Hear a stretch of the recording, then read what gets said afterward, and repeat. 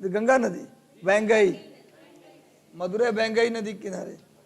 चलिए बताइए मीनाक्षी मंदिर कहाँ है? चलिए बताइए सबसे ज्यादा कपास की खेती कहाँ होता है? गुजरात में। गुजरात में। सबसे ज्यादा तंबाकू की खेती कहाँ होता है? सबसे ज्यादा गेहूं गन्ना आलू कहाँ होता है? चीनी का कटोरा किसको बोलते हैं? धान का कटोरा, धान का डलिया, डलिया छत्तीसगढ़। चलिए किस मौसम में उगाए जाने वाले धान को बोरो चावल कहते हैं?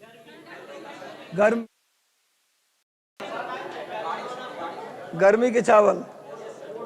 अच्छा बताइए अगला, कहाँ पर दाल और सोयाबीन, दाल और सरसों की ज्यादा खेती होती है? सोयाबीन सबसे ज्यादा किस राज्य में? मसालों का बगीचा किस राज्य का? केरल को। शांत घाटी कहाँ है? केरल में। दक्षिण भारत की सबसे ऊंची चोटी कौन है? अनाईमुदी। और दूसरी सबसे ऊंची चोटी दोदा बेटा। चलिए भारत की सबसे लंबी नदी कौन है? दक्षिण भारत की सबसे लंबी नदी कौन है? गोदावरी। Very good. चलिए बताइए नागा अर्जुन सागर और अलमाटी बांध किस नदी पर है? कृष्णा नदी पर। मैटूर बांध किस नदी पर है? कावेरी। भारत का सबसे पहला जल विद्युत परियोजना कहाँ है? शिव समुद्रम। शिव समुद्रम कर्नाटक। रिकॉल करते रहिए किस मिट्टी का निर्माण निछालन प्रक्रिया से हुआ है? लैटेराइट मिट्टी। लैटेराइट मिट्टी का निर्माण निछालन प्रक्रिया। भारत में सबसे अधिक क्षेत्रफल पर कौन सी मिट्टी? जलोढ़ मिट्टी। काली मिट्टी को और किस नाम से जानते हैं?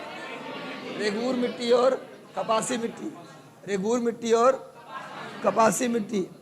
अगला आइए, नेक्स्ट आ जाइए आप लोग। अगला सवाल बताइए, किस मिट्टी को बांगर कहते हैं? पुरानी। नई जलोढ़ मिट्टी को खादा। पहाड़ों के पैर के पास बड़े बड़े चट्टानों के क्षेत्र को क्या कहते हैं? चट्टानों के पैर के पास बड़े बड़े चट्टान को भाबर कहते हैं। नदियां दोबारा कहाँ प्रकट हो जाती हैं? तराई में। कहाँ गायब हो जाती हैं? भाबर में। अगला सवाल बताइए, नदियां जिसमें नदी में जब पानी की मात्रा कम हो तो क्या बनेगा? डेल्टा की एस्चुरी। एस्चुरी बनेगा। ज्यादा पानी हो तो डेल्टा। उत्तर भारत नदियां क्या बनाएंगे? डेल्टा। दक्षिण भारत नदियां क्या बनाती हैं? एस्चुरी।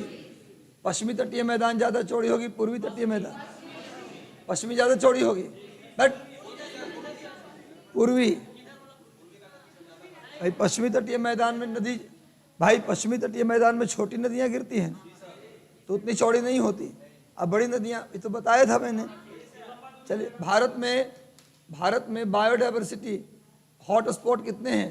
2। भारत में 2 हैं बायोडाइवर्सिटी हॉटस्पॉट। कितने हैं? 2 हैं। कौन कौन? पश्चिमी घाट और पूर्वी हिमालय। पश्चिमी घाट और धौलाधर श्रेणी कहाँ है? हिमाचल प्रदेश। पीर पंजाल कहाँ है? जम्मू कश्मीर। और कुमाऊं गढ़वाल कहाँ है? उत्तराखंड। महाभारत श्रेणी कहाँ है? चलिए बताइए, राजमहल और पारसनाथ की पहाड़ी दोनों कहाँ है? झारखंड में। राजमहल और पारसनाथ की पहाड़ी झारखंड में। देखिए पूछने से एक फायदा तो ये हो रहा है, देखिए आप लोग का टेस्ट होता है, लेकिन 50 क्वेश्चन तो हम ऐसे ही पूछ लिए हैं। 50 क्वेश्चन पूछ लिए। मैं बता रहा हूँ आपको कि पूछने का एक फायदा ये है कि आपको एक तो रिवीजन हो जाता है और दूसरा ये पता चल जाता है कि हम पढ़ते नहीं हैं, हमको और पढ़ना चाहिए, हम भूल रहे हैं।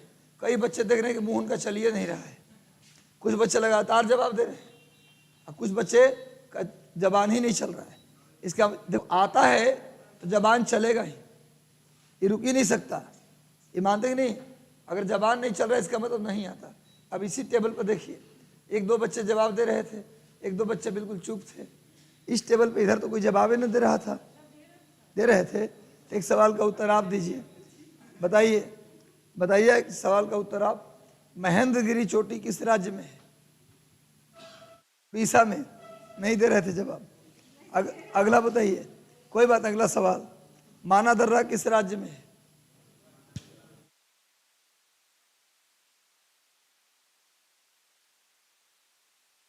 माना दर्रा थाना दर्रा नहीं, अगला सवाल, रुद्रप्रयाग में कौन कौन नदी मिलती है? रुद्रप्रयाग में कौन कौन नदी मिलती है? बैठ बोलना भी है, खाली आराम से पीछे पीछे रेक लेके बैठना नहीं है। यहां पर 90 डिग्री पर रहना ऐसे। अब मैं ऐसे नहीं रहता, मैं ऐसे रहता हूं। एक बार मेरा फोटो सब ऐसे खींच लिया था। हैं? रुद्रप्रयाग, अलकनंदा, देवप्रयाग में कौन कौन नदी मिलती है? अलकनंदा। अच्छा ये बताओ, भूगोल हम लोग पढ़ रहे हैं, ऑनलाइन वाला तुम भी लोग बताना, भूगोल पढ़ने से आपको नहीं लग रहा कि अभी ईवीएस में भी, अब भूगोल में भी बड़ी फायदा हो रहा है? अच्छा, ज्योग्राफी पढ़ने का लाभ है या नहीं? हम जब पढ़ा रहे हैं तो उसको समझ जब पा रहे हैं कि नहीं? हम चाह रहे हैं कि भैया हम जितना पढ़ाएं उतना आपको समझ में आ जाए। तो लिखिए प्री मानसून के नाम। और कल से सुनो, कल से व्यक्तिगत रूप से पूछेंगे, और जो आगे बैठता है सबसे पहले आप ही लोग से पूछेंगे। बहादुर से पूछेंगे।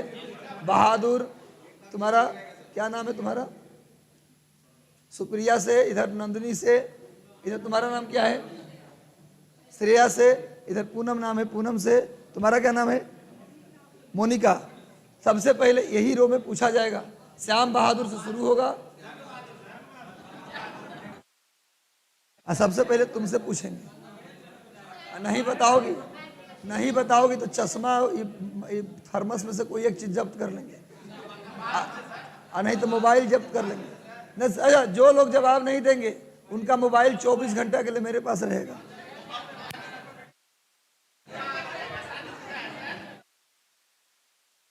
अगर उत्तर नहीं दोगे, सुनो, अगर चाहोगे कि कल गाय, अगर कोशिश करोगे कि प्लीज, अगर कोशिश करोगे कल नहीं आएंगे पढ़ने, और क्लास कल नहीं आएंगे तो रोज पूछेंगे। जब आओगे कल से यही पनिशमेंट। जो लड़का हमारी, कहा आप कहीं बैठिए, सभी लड़कों से सवाल पूछेंगे रैंडम, आज कल परसों कभी भी। नहीं बताओगे, मोबाइल 24 घंटे के लिए हम ले जाएंगे ऑन। सब लाते हो बैग में रखे। चलिए लिखिए, 2 कॉलम बनाओ प्री मानसून के नाम। 2 कॉलम बनाओ। एक में लिखो प्री मानसून के नाम। क्या बोले? तो गर्मी के मानसून, कल है तो बताए थे गर्मी का मानसून। बोले तो थे कल ही अरब सागर से, कल तो बताए थे, सब खाए भी थे। चलिए लिखिए भैया, 2 कॉलम बनाइए। अब कोई सवाल नहीं, पहले लिख लो। नहीं, हाँ,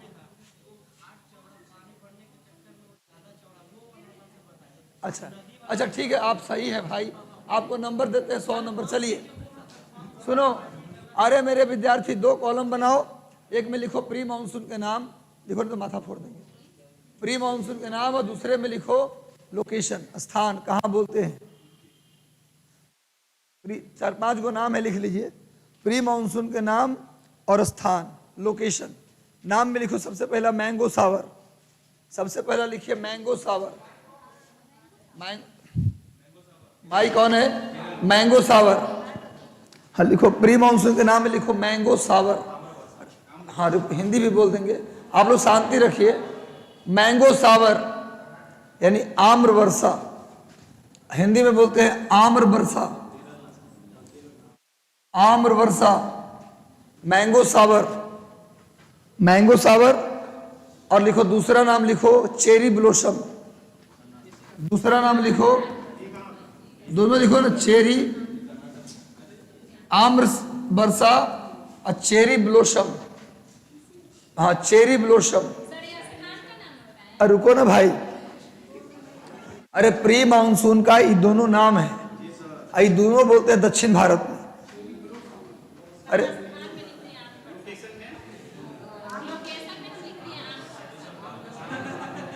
लोकेशन,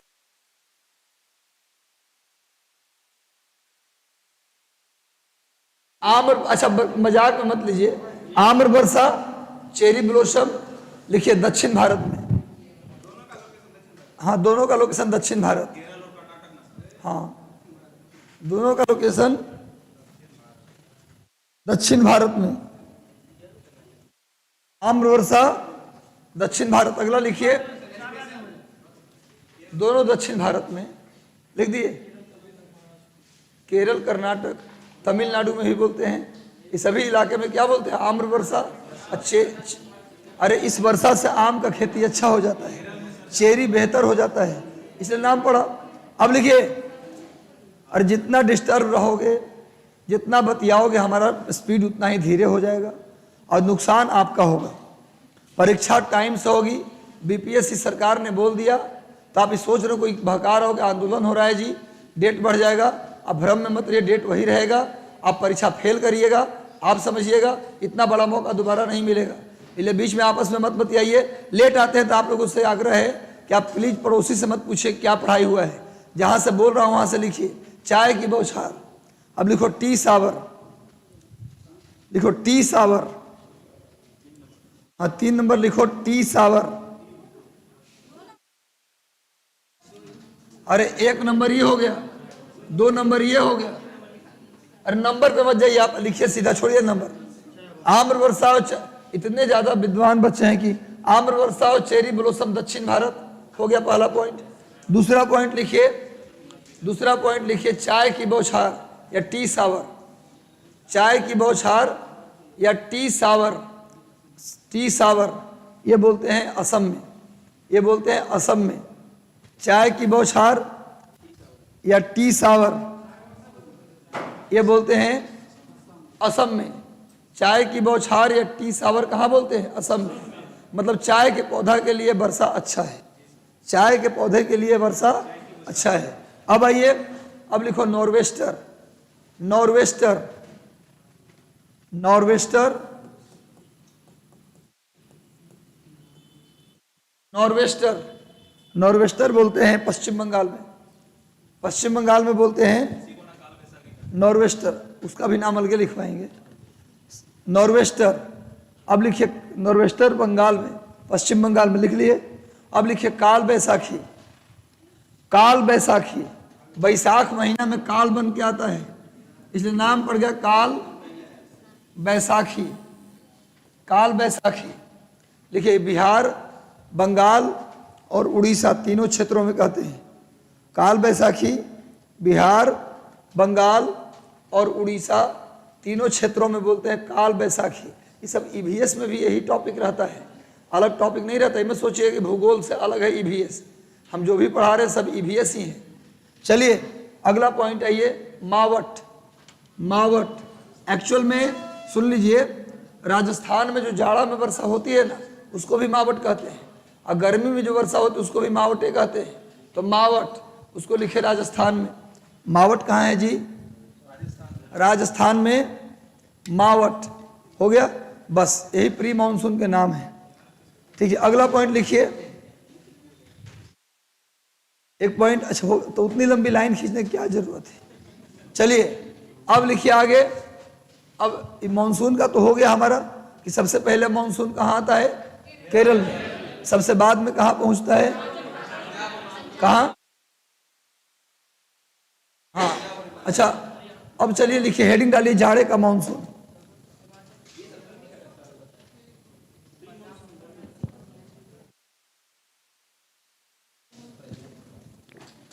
अब हेडिंग डालिए, जाड़े का मानसून है। इसको नहीं बोलते, नहीं, लू अलग है, लू लोकल विंड है।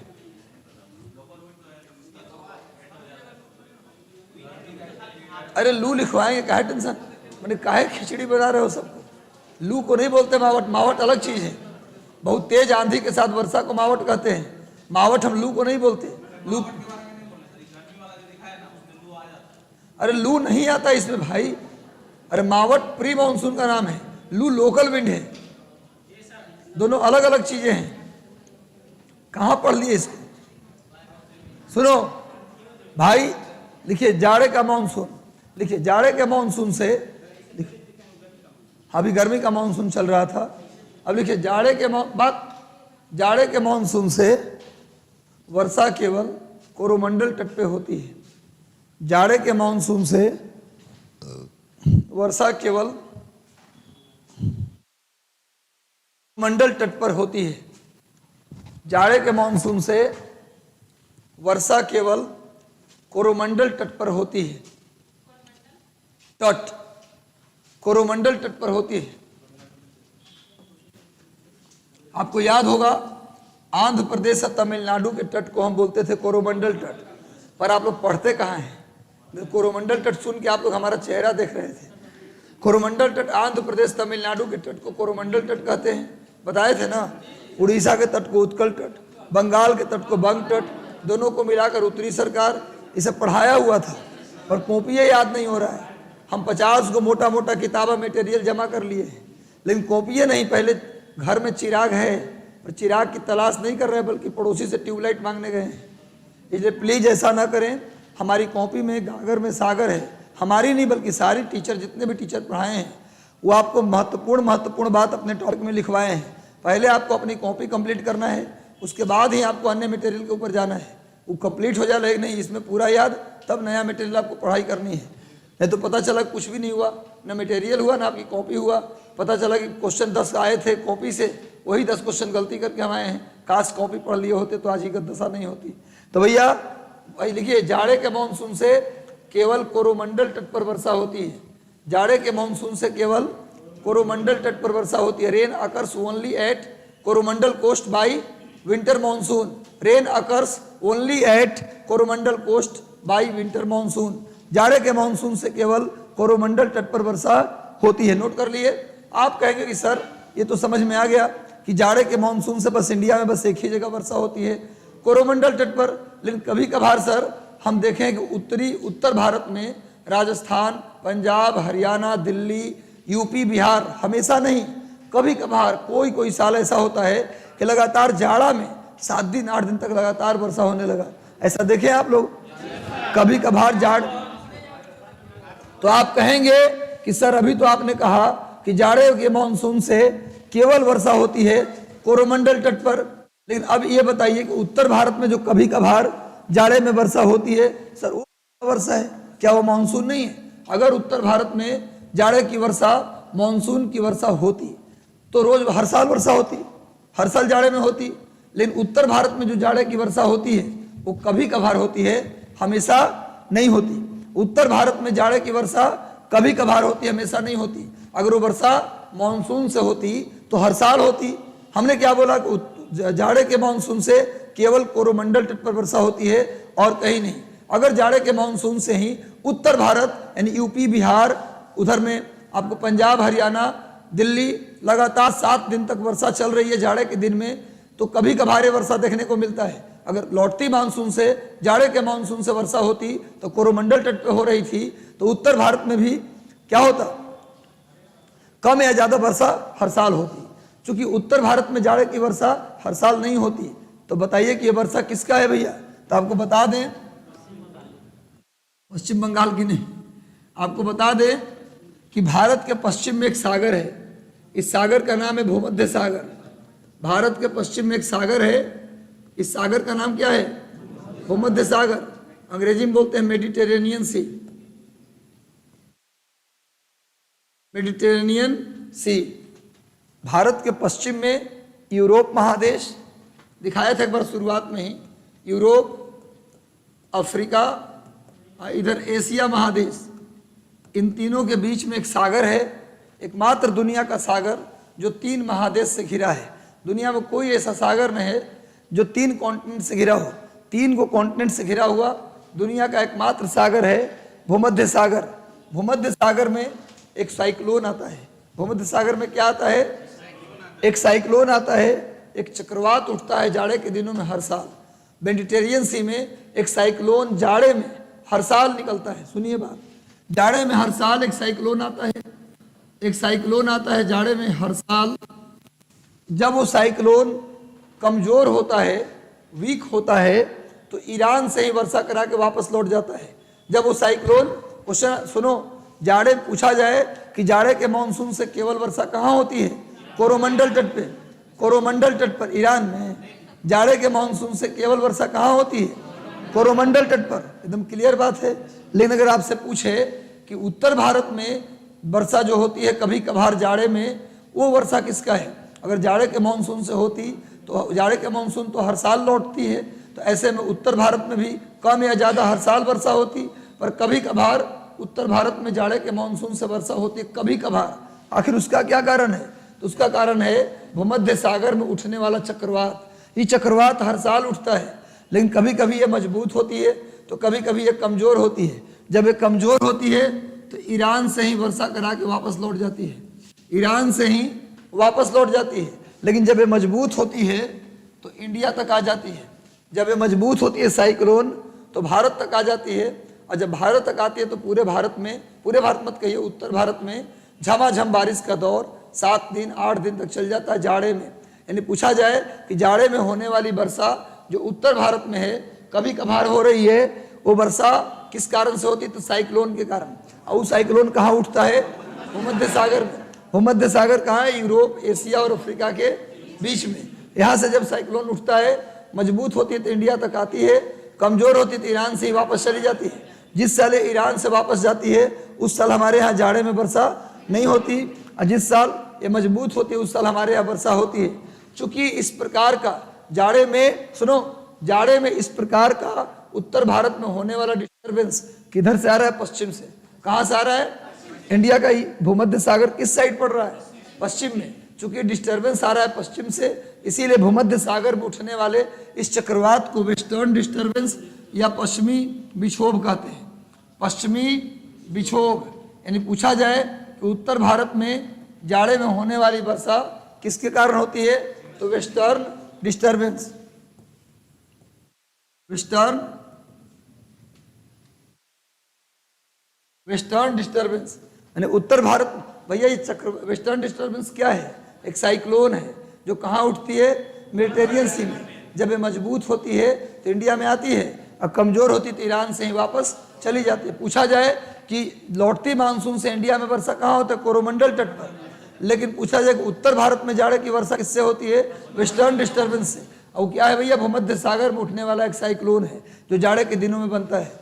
क्लियर है दोनों बात? ये दोनों बात, एक बात तो लिख चुके हैं, दूसरी बात भी लिखिए।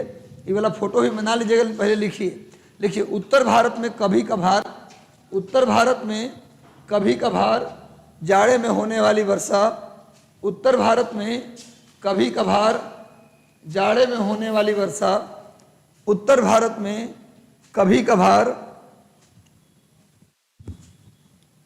जाड़े में होने वाली वर्षा, उत्तर भारत में कभी कभार जाड़े में होने वाली वर्षा, उत्तर भारत में कभी कभार जाड़े में होने वाली वर्षा का कारण भूमध्य सागर में उठने वाला चक्रवात है। का कारण भूमध्य सागर में उठने वाला, भूमध्य सागर में उठने वाला चक्रवात है।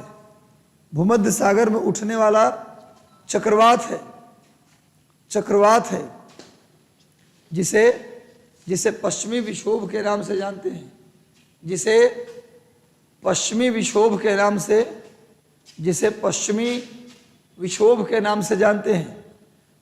अंग्रेजी में बोल देते हैं, लिखिए, rain occurs in north India in winter season, rain occurs in north India in winter season by region of cyclone originated from Mediterranean Sea, by cyclone originated from Mediterranean Sea. This is known as western disturbance. इसे पश्चिमी विक्षोभ के नाम से जानते हैं। अब photo बना लीजिए, फोटोआ नहीं, फोटो बना लीजिए। एक फोटो रहेगा तब ना, बहुत सारा फोटो होगा तो फोटोआ बोलेंगे, एक है तो फोटो। आप लोग का हिंदी कमजोर चल रहा है क्या?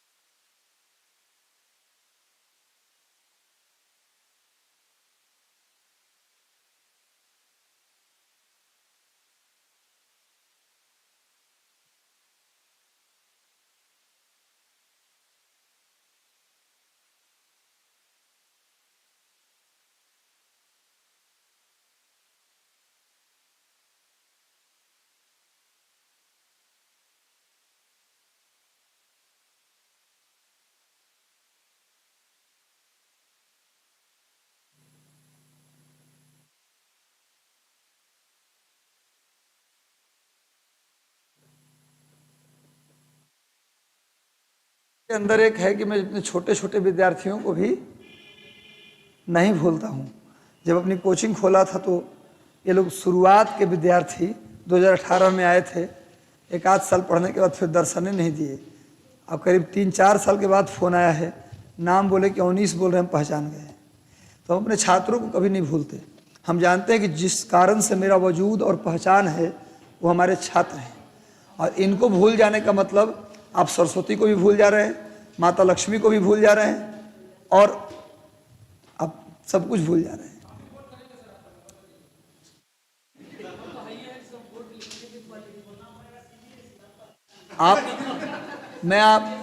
मैं इस ग्रुप में हूँ गुरु, लेकिन नंबर रोमिंग वाला है, दिल्ली वाला।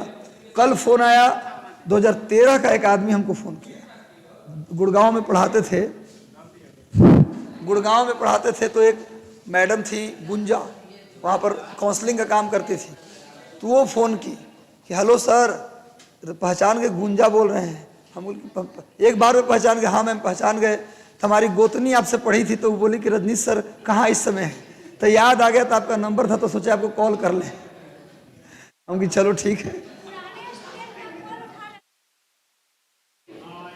तुम भी पुराना हो जाओ। तुम लोग मास्टर बन के कॉल करोगे तब उठाएंगे, ऐसे ना उठाएंगे।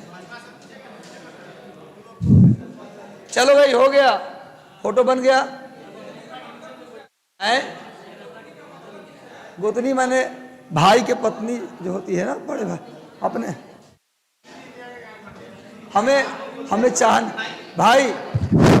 हमें चाहने वाले में पटना सिर्फ शामिल नहीं है। हमें चाहने वाले में हिसार, रोहतक, पानीपत, सोनीपत, आगरा, जयपुर, मेरठ, लखनऊ, बनारस, पटना। मुझे चाहने वाले में संपूर्ण उत्तर भारत, उसके बाद नॉर्थ ईस्ट के भी कुछ लोग चाहते हैं। मणिपुर, अरुणाचल और नागालैंड के भी कई स्टूडेंट हमारे हैं जिनको अभी तक याद रखें, जैसे विक्टर हैं। हाँ, तो हमें सब लोग चाहते हैं। किससे किससे करता वफा हो, हजारों चाहने वाले थे। इतना ही 2 लाइन का मिसरा था। चलिए, पर हम आपसे वफा करेंगे। आप पढ़िए, नौकरी लीजिए। चलिए, हो गया ये काम। अब चलिए, एक टॉपिक है, लिखिए भैया, अब हेडिंग डाल दीजिए।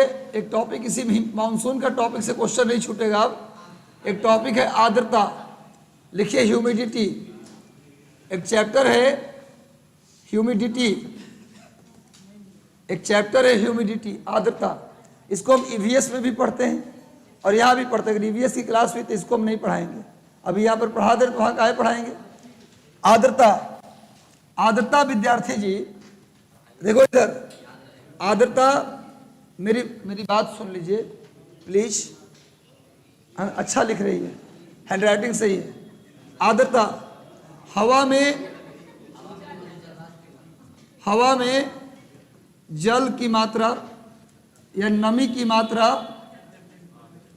मात्रा को हम आर्द्रता कहते हैं। भाई बात समझिएगा, एक नया टॉपिक शुरू किए हैं आर्द्रता। कुछ लिखना नहीं है, समझिएगा, हम इसमें उतारने का टाइम पूरा देंगे।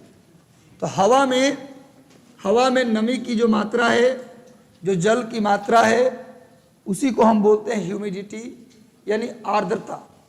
अब सुनिए, हवा में पानी डायरेक्ट थोड़ा ना रहेगा, तो इसे रहेगा पानी। हवा में पानी फेंकिए तो सब पानी नीचे गिर जाएगा, हवा में हदेह पे गिर जाएगा। हवा में जो जल की मात्रा है वो जलवाष्प के रूप में होता है। जलवाष्प, जिसको प्यार से बिहार के लोग बोलते हैं भाप। क्या बोलते हैं? भाप, है ना। मूड भाप ना होता है ना, उनका मूड भाप लिए हैं, काम न करेंगे। तुम लोग आशा किए उन्हें काम कर देंगे, नहीं करेंगे काम। वो बड़ी घूसखोर आदमी, बिना पैसा का काम नहीं करते हैं, या बड़ी ईमानदार आदमी है, घूस का वहाँ असर नहीं होगा उनका। देख दो कितना ईमान, मूड भाप लिए। तो भैया जलवाष्प को हम लोग प्यार से बोलते हैं भाप, और भाप के रूप में जल की जो गैसियस फॉर्म है, पानी का जो गैस का रूप है, उसी को क्या बोलते हैं? जलवाष्प। पानी का, सुनो, नमी का, जल का जो गैस का रूप है, उसी को बोलते हैं जलवाष्प। ठीक है। तो में नमी की मात्रा आ जाए, जल की मात्रा आ जाए, किस रूप में आ जाए, जलवाष्प के रूप में, तब उसे हम आर्द्रता कहते हैं। कोई दिक्कत नहीं है। जब जल बदल जाए जलवाष्प में, भाप में, गैस में, तब उसी को नमी कहते हैं। और नमी जब हवा में आ जाए तो उसी को आर्द्रता या ह्यूमिडिटी कहते हैं। कोई दिक्कत तो नहीं है। अब बात को समझना है गुरु। देखिए, जब तापमान अधिक हो, जब तापमान जब अधिक हो विद्यार्थी जी, तापमान बहुत ज़्यादा हो, तो याद रखिएगा क्या हो जाएगा, जल बदल जाएगा किसमें, जलवाष्प में। जलवाष्प माने जल जो है वो द्रव रूप है, और जलवाष्प जो है वो गैस रूप है। पानी को जब गर्म करते हैं तो जल बदल जाता है जलवाष्प में। ये तो सब देखे होंगे, घर में रोज देखते होंगे, कुकर में पानी डाल देते हैं, कुकर का जब ढक्कन हटाते हैं तो निकलने लगता है वाष्प। तो जल गर्म होकर क्या बन जाता है, जलवाष्प। इस प्रक्रिया को हम दो नामों से जानते हैं। जल के वाष्प में बदलने की प्रक्रिया को 1 से लेकर 5 तक का जो EVS का किताब है उसमें ये सब पढ़ना है। इसको दो नामों से जानते हैं। एक नाम है वाष्पीकरण, एक नाम है वाष्पीकरण, और दूसरा नाम है वाष्पोत्सर्जन। वाष्पोत्सर्जन, अंग्रेजी वाले बच्चे कृपया टेंशन न लें भाई। वाष्पीकरण जो होता है उसको अंग्रेजी में लिखिएगा इवोपरेशन, इवोपरेशन। वाष्पोत्सर्जन को अंग्रेजी में बोलते हैं ट्रांसपीरेशन, ट्रांसपीरेशन, ट्रांसपीरेशन। भाई वाष्प दोनों एक ही चीज है।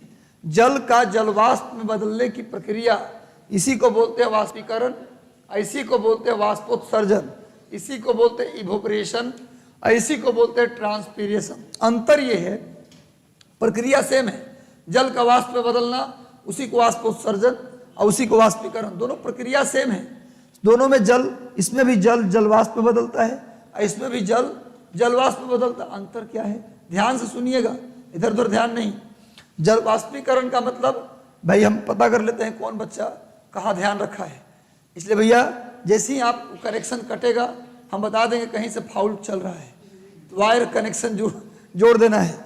वाष्पीकरण सुनो ध्यान से, बहुत इंपॉर्टेंट बात बता रहा हूँ। जब नदी से, तालाब से, झील से, कुआं से, झरना से पानी भाप बन के निकले गर्मी के कारण, तो उसको वाष्पीकरण कहेंगे।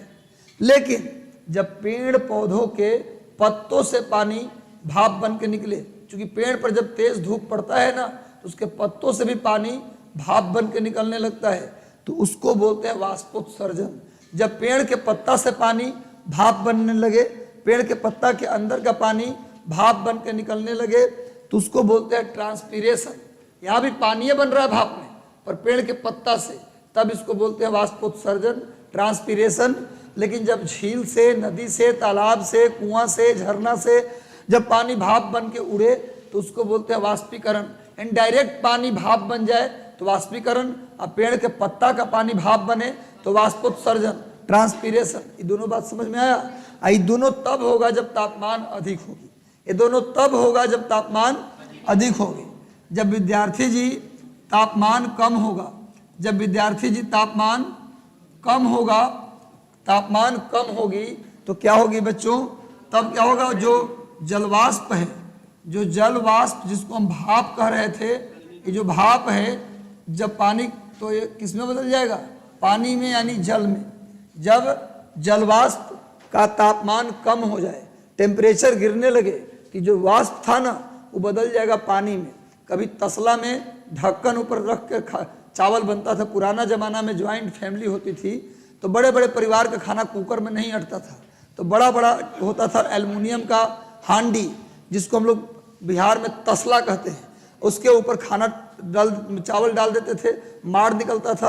आप ढक्कन हटा हटा के देखते थे कि चावल पका कि नहीं पका।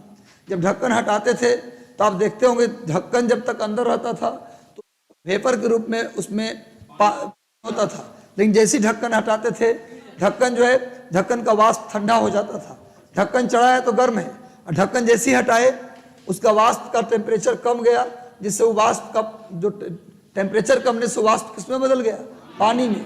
तो टेम्परेचर कम होने से वाष्प पानी में बदलता है, और ढक्कन से पानी टपकने लगता है। ऐसा आपने देखा है? कभी कुकर में भी देखो, कुकर को हटाते ही कुकर के ढक्कन से पानी गिरने लगता है, ऐसा होता है। तो जब तापमान कम हो जाए तो जो जलवाष्प है, भाप है, वो बदल जाता है पानी। इस प्रक्रिया को विद्यार्थी जी संघनन कहते हैं। इस प्रक्रिया को क्या बोलते हैं? संघनन, कंडेंसेशन बोलते हैं अंग्रेजी में बोलते हैं कंडेंसेशन या संघनन। ये बेसिक बात था इस चैप्टर का समझने के लिए। जब कुआं से, तालाब से, झील से, झरना से पानी भाप बन के ऊपर जाए तो उसे क्या बोलते हैं? वाष्पीकरण।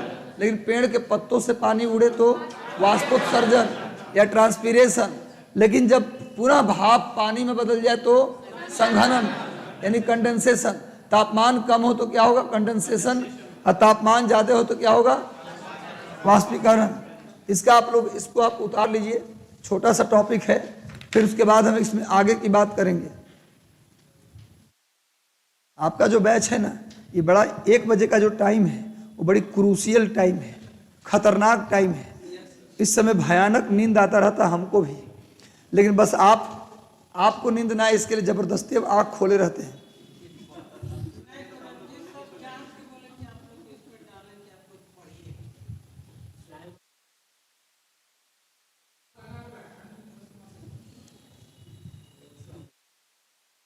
बहुत दयालु आदमी आप हैं। इतना दयालु हमने आज तक कभी किसी को देखा नहीं।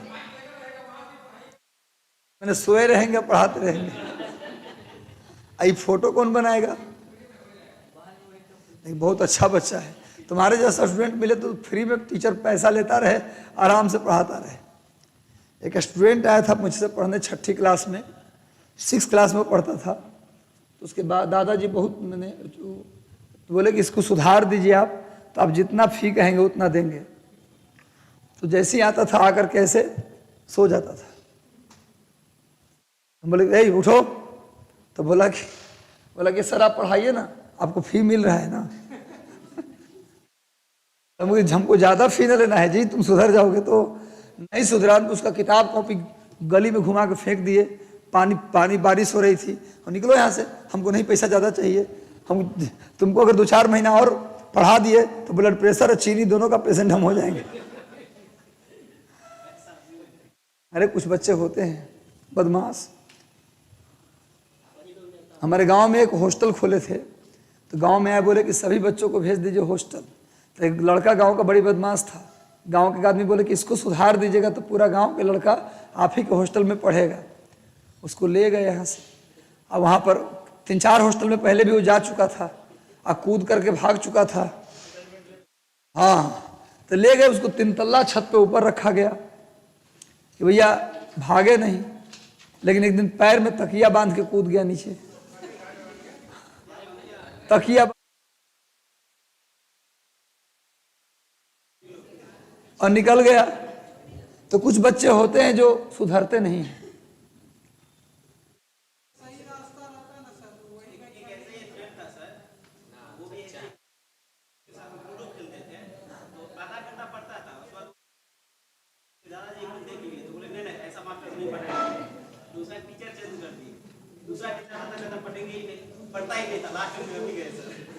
वाह, आप माने असली टीचर थे जो खतरनाक बच्चों को भी सुधार देते थे। लूडो खेलते थे उसके साथ।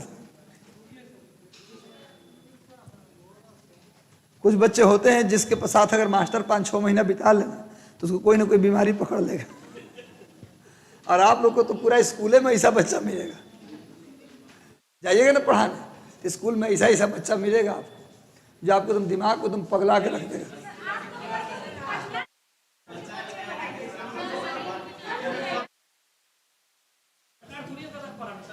बदल दें।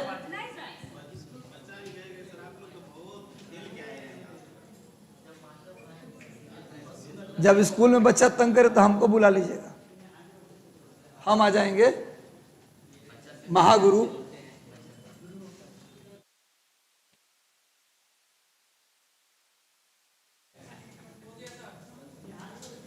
अब देखो इधर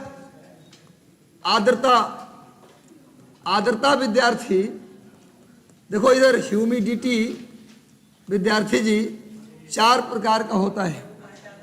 पहला नंबर 1 लिखिए, नंबर 1 पे लिखिए ह्यूमिडिटी कैपेसिटी, ह्यूमिडिटी कैपेसिटी। लिखिए आर्द्रता सामर्थ्य। आर्द्रता के 4 प्रकार हैं। पहला लिखिए आर्द्रता सामर्थ्य। आर्द्रता सामर्थ्य हम बताएंगे क्या होता है। दूसरा लिखिए निरपेक्ष आर्द्रता। निरपेक्ष यानी एब्सोल्यूट। अगला लिखिए सापेक्ष आर्द्रता यानी रिलेटिव ह्यूमिडिटी। और लास्ट है विशिष्ट आर्द्रता। विशिष्ट आर्द्रता यानी स्पेसिफिक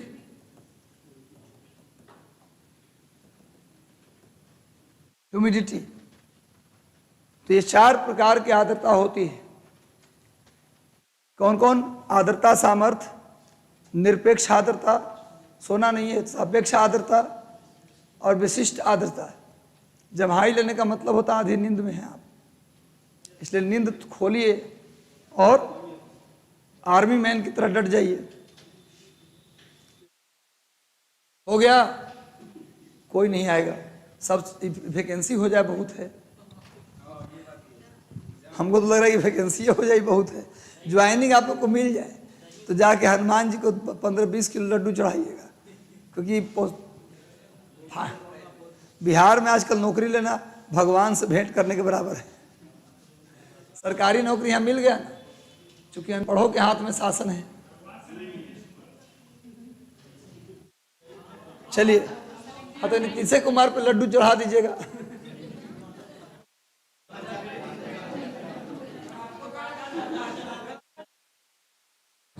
हमको लग रहा है कि वैकेंसी में कहीं ना कहीं पहुंचना चाहिए, मैंने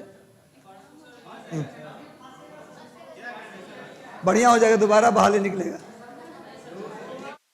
चलो लिखो, लिखो आर्द्रता सामर्थ्य। लिखो पहले आर्द्रता सामर्थ्य क्या है। देखो आर्द्रता सामर्थ्य, सुनिए पहले समझिएगा तब लिखिएगा। एक निश्चित मात्रा की हवा, एक निश्चित मात्रा की हवा में एक निश्चित तापमान पर, सुन लीजिए मेरी बात, अभी लिखना मत। एक निश्चित मात्रा की हवा में एक निश्चित तापमान पर नमी ग्रहण करने की जो अधिकतम क्षमता होती है उसी को बोलते हैं आर्द्रता सामर्थ्य। मतलब एक निश्चित तापमान पर एक निश्चित मात्रा की हवा में नमी ग्रहण करने की क्षमता इक्वल होता है, मतलब वो उससे बढ़ेगा नहीं। मतलब ऐसा थोड़ा ना है कि 10 kg हवा है उसमें 10 kg पानी आ जाएगा, ऐसा तो नहीं है। या फिर मान लीजिए लेते हैं पानी की मात्रा 10 लीटर पानी, उसमें 10 kg चीनी मिला सकते हैं क्या? 20 kg चीनी मिला सकते हैं क्या? मतलब एक लिमिट होगा।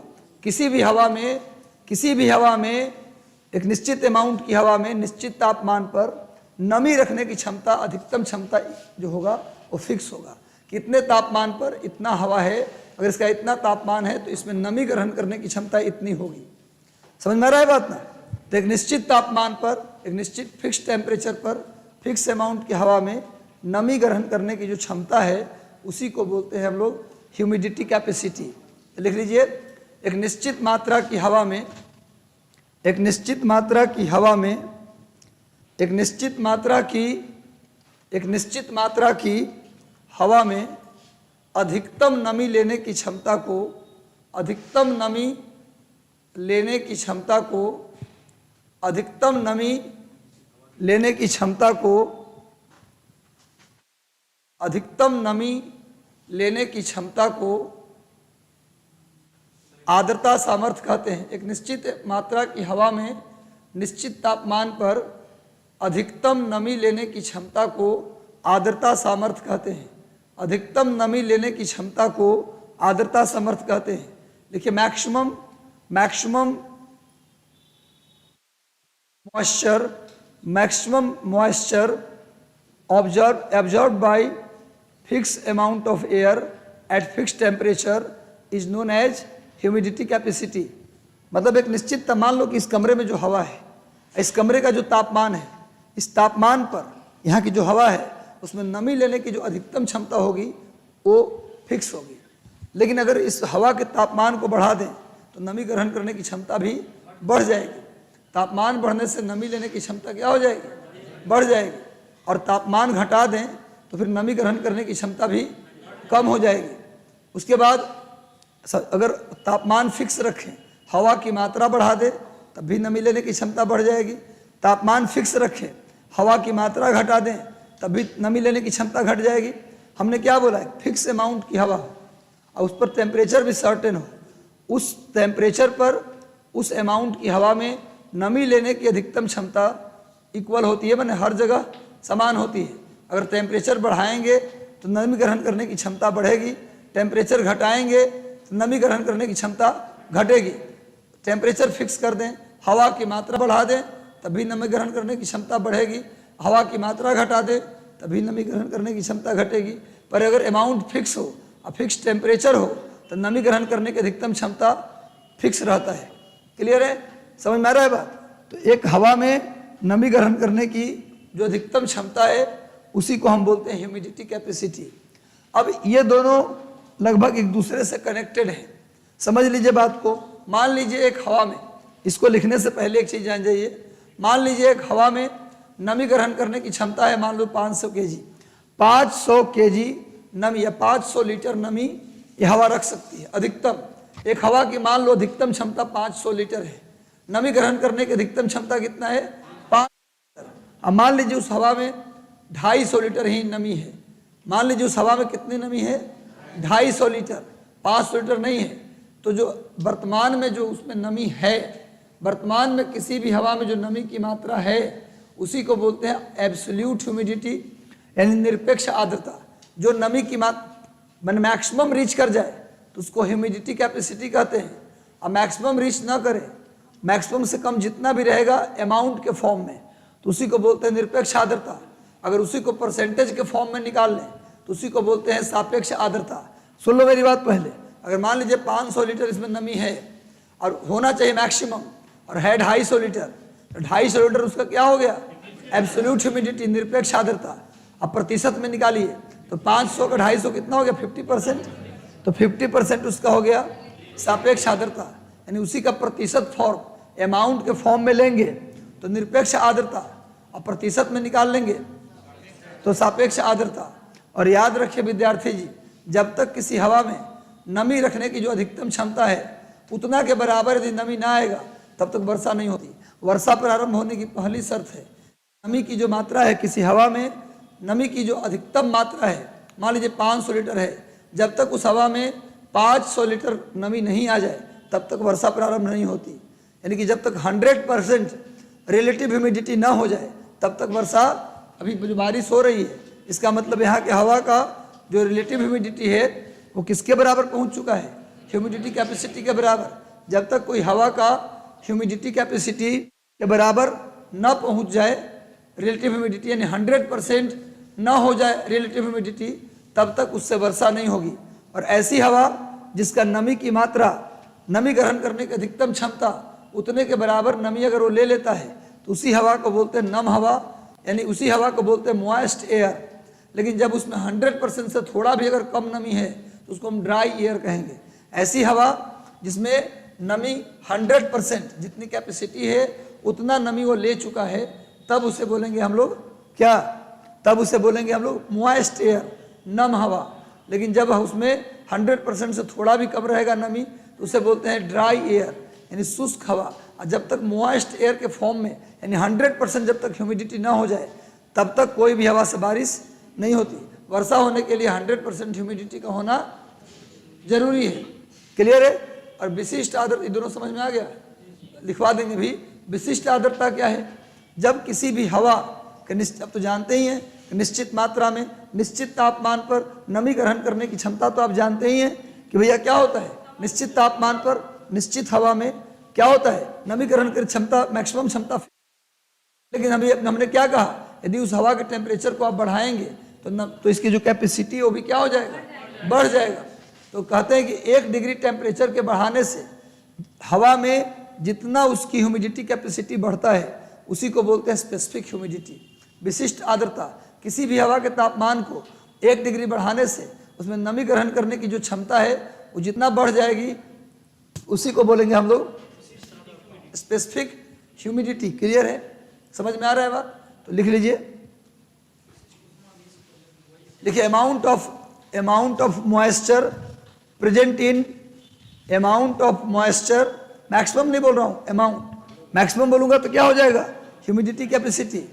Amount of moisture present in air, amount of moisture present in air is known as absolute humidity, is known as absolute humidity. Hindi में लिखिए, लिखिए वर्तमान में हवा, निश्चित मात्रा की हवा में, वर्तमान में निश्चित मात्रा की हवा में निश्चित तापमान पर जितनी नमी उपस्थित होता है, वर्तमान में निश्चित मात्रा की हवा में निश्चित तापमान पर, निश्चित मात्रा की हवा में निश्चित तापमान पर जितनी नमी होती है, निश्चित तापमान पर जितनी नमी होती है उसे निरपेक्ष आर्द्रता कहते हैं, उसे निरपेक्ष आर्द्रता कहते हैं।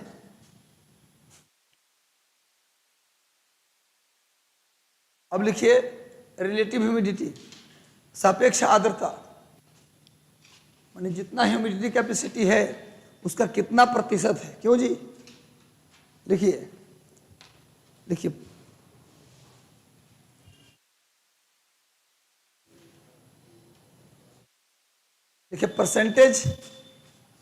Percentage amount of moisture, percentage amount of moisture,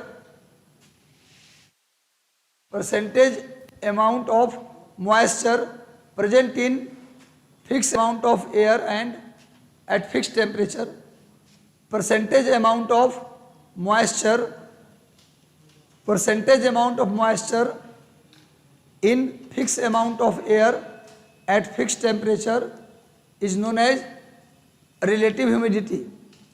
मतलब आर्द्रता समर्थ का, मतलब प्रतिशत किसका, आर्द्रता समर्थ का। तो लिखिए आर्द्रता समर्थ का जितना प्रतिशत, आर्द्रता समर्थ का, कहे चिंता में है, आर्द्रता समर्थ का, मुस्कुराते रहिए, चिंता में न रहिए, चिंता से चतुराई चली जाती है, चिंता से आपकी चतुराई चली जाती है। हाँ, शोक से शरीर, शोक है ही नहीं, पाप से धन लक्ष्मी घटे, कह गए दास कभी। चलिए, पाप करने से धन लक्ष्मी चली जाती है, हाँ, और बस इतने। चिंता मत करिए, चिंता चिता के समान होता है, इंसान को जला देता है। चिंता करने से अगर समस्या समाधान होती तो हम अपने घर में बैठे होते, पढ़ाते लिखाते नहीं, पैसा वैसा चिंता कर, और पैसा आता तो और चिंता करते, रात में सोते भी नहीं, सोने में से भी काट के चिंता करते। चलो लिखो आर्द्रता समर्थ का जितना प्रतिशत, क्या लिखे, आर्द्रता समर्थ का जितना प्रतिशत नमी हवा में होती है उस प्रतिशत मात्रा को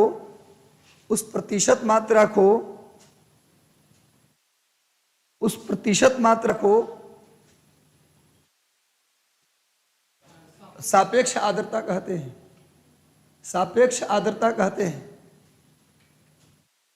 सापेक्ष आर्द्रता कहते हैं। काहे इतना काट पीट हो रहा है, सापेक्ष आर्द्रता कहते हैं। अगला लिखिए, अगला विशिष्ट आर्द्रता, विशिष्ट आर्द्रता, विशिष्ट आर्द्रता लिखिए। आपको पता ही है कि 1 डिग्री तापमान बढ़ाने से आर्द्रता समर्थ में जितना परिवर्तन होता है उसी को बोलते हैं विशिष्ट आर्द्रता। तो लिखिए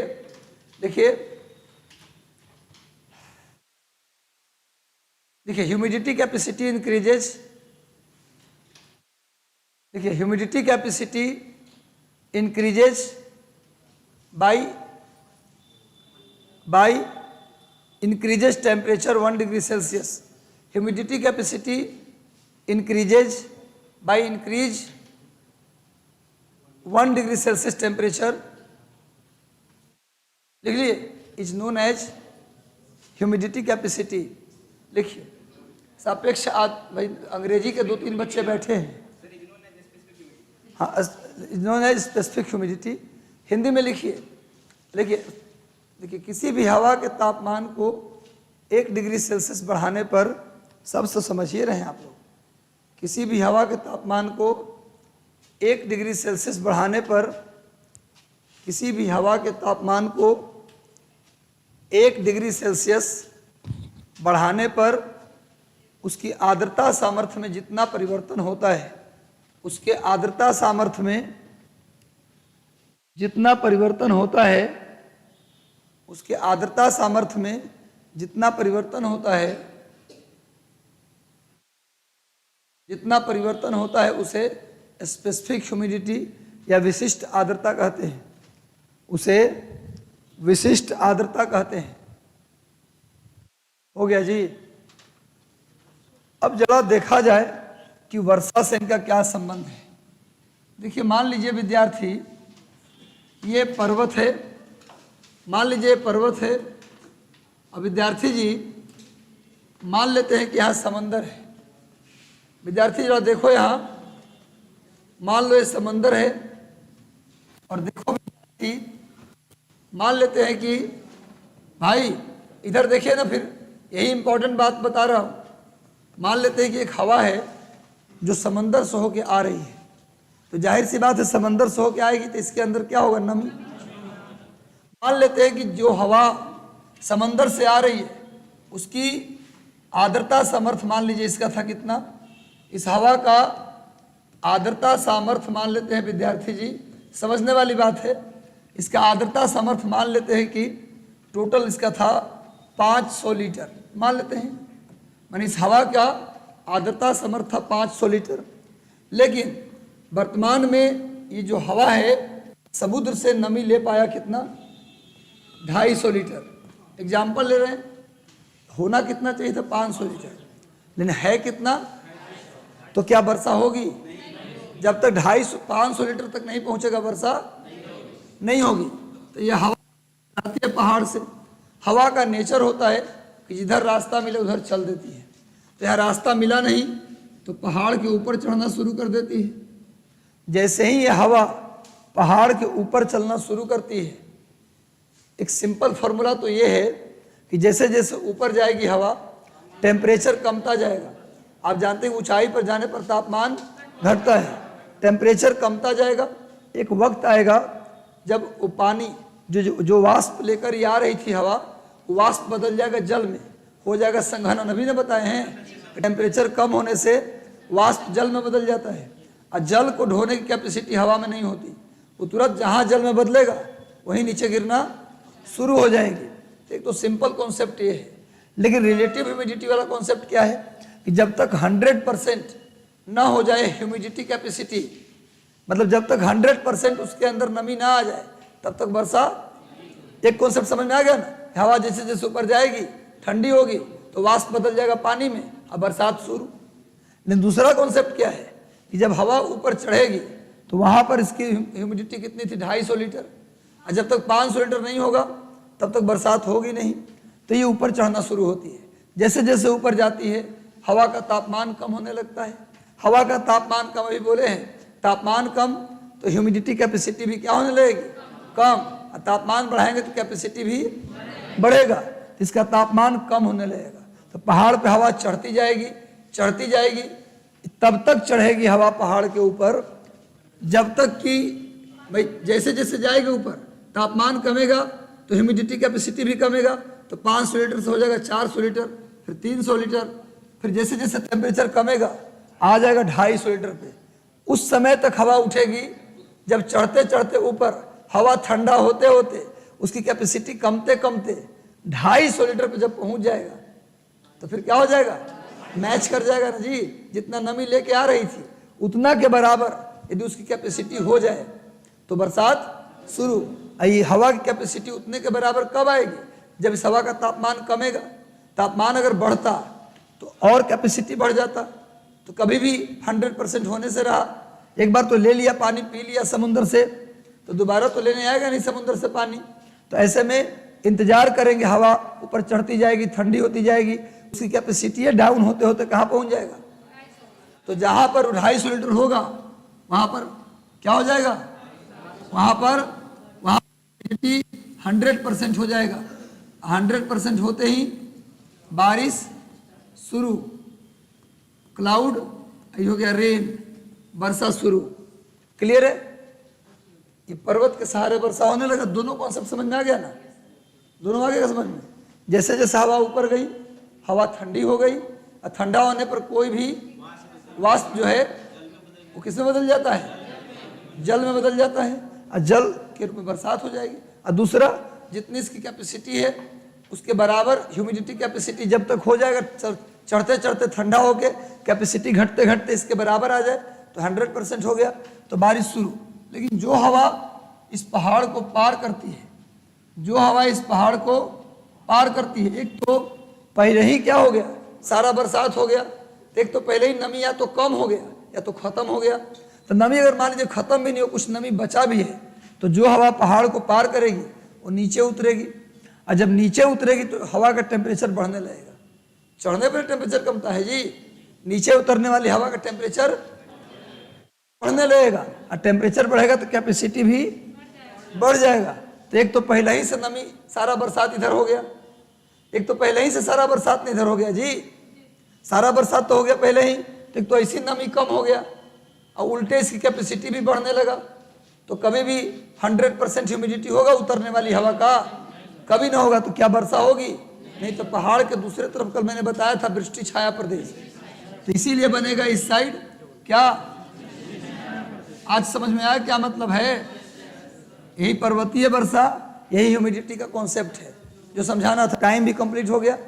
कैसा लगा आज का क्लास आप लोगों को? सच बोलिएगा। 5 स्टार। श्याम बहादुर पॉलिटिकल आदमी है।